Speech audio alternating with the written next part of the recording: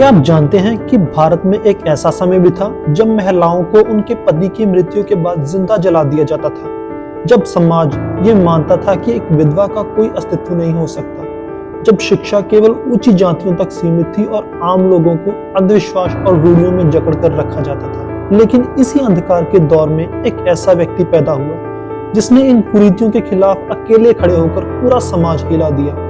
वे व्यक्ति थे राजा राममोहन रॉय, एक समाज सुधारक जिनकी हिम्मत ने भारत के भविष्य को बदल दिया। इस वीडियो में हम जानेंगे कि कैसे उन्होंने सती प्रथा जैसी भयावह परंपरा को खत्म किया।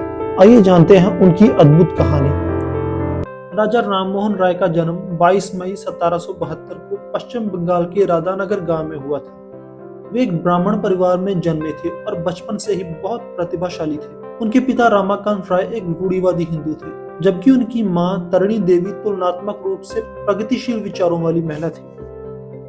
राममोहन राय की प्रारंभिक शिक्षा बंगाल, पटना और वाराणसी में हुई। वे कई भाषाओं जैसे संस्कृत, फारसी, अरबी, हिंदी और अंग्रेजी में निपुण थे।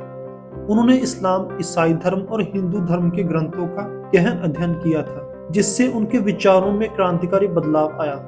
जब राजा राममोहन राय के बड़े भाई की मृत्यु हुई तो उनकी भाभी को जबरन सती प्रथा के तहत जिंदा जला दिया गया, लेकिन समाज ने इसे धार्मिक परंपरा कहकर अनदेखा कर दिया।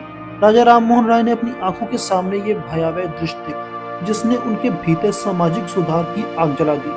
उन्होंने महसूस किया कि समाज में व्यापक अंधविश्वास, मूर्ति पूजा और कुरीतियां देश के विकास में सबसे बड़ी बाधा थी। उन्होंने विशेष रूप से सती प्रथा, बाल विवाह और जातिवाद का विरोध किया, लेकिन उनका सबसे बड़ा संघर्ष था सती प्रथा के उन्मूलन का। राजा राममोहन राय ने इसके खिलाफ आवाज उठाई और इसके लिए अंग्रेज सरकार से कड़े कानून की मांग की।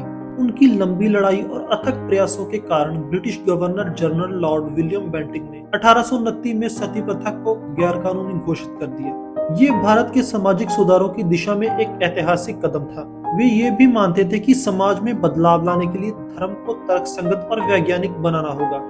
इसके लिए उन्होंने 1828 में ब्रह्म समाज की स्थापना की, जो हिंदू धर्म में सुधार लाने वाला एक महत्वपूर्ण आंदोलन था।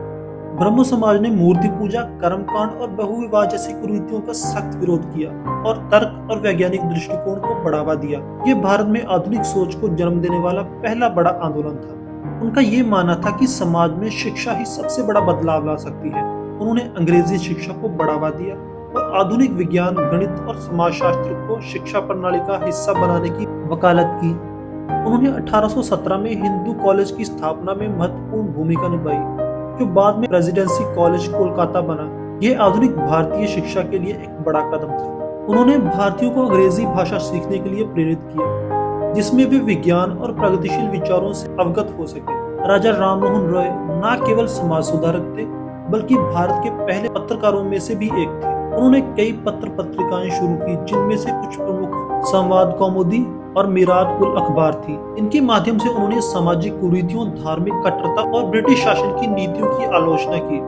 मुगल सम्राट अकबर द्वितीय ने उनको राजा की उपाधि दी थी और वे ब्रिटिश सरकार से भारत के अधिकारों की रक्षा के लिए 1830 में इंग्लैंड गए। उन्होंने वहां भारतीयों के हितों की वकालत की और ब्रिटिश संसद में भारत की आवाज बने। लेकिन दुखद रूप से 27 सितंबर 1833 को ब्रिस्टल, इंग्लैंड में उनकी मृत्यु हो गई। वे हमेशा के लिए दुनिया को अलविदा कह गए, लेकिन उनके विचार और उनके किए गए सामाजिक सुधार भारत के भविष्य के लिए एक अमिट छाप छोड़ गए। राजा राममोहन राय एक ऐसे व्यक्ति थे जिन्होंने अंधविश्वास और सामाजिक बुराइयों के खिलाफ लड़ाई लड़ी और भारत को आधुनिकता की राह पर आगे बढ़ाया। उनके प्रयासों से भारत में शिक्षा, महिलाओं के अधिकार, धार्मिक सुधार और सामाजिक न्याय की एक नई लहर शुरू हुई। आज भी उनकी सोच हमें प्रेरित करती है कि हम समाज में सकारात्मक बदलाव लाने के लिए आगे आएं। क्या आप भी उनके दिखाए रास्ते पर चलकर समाज को बदलने के लिए तैयार हैं?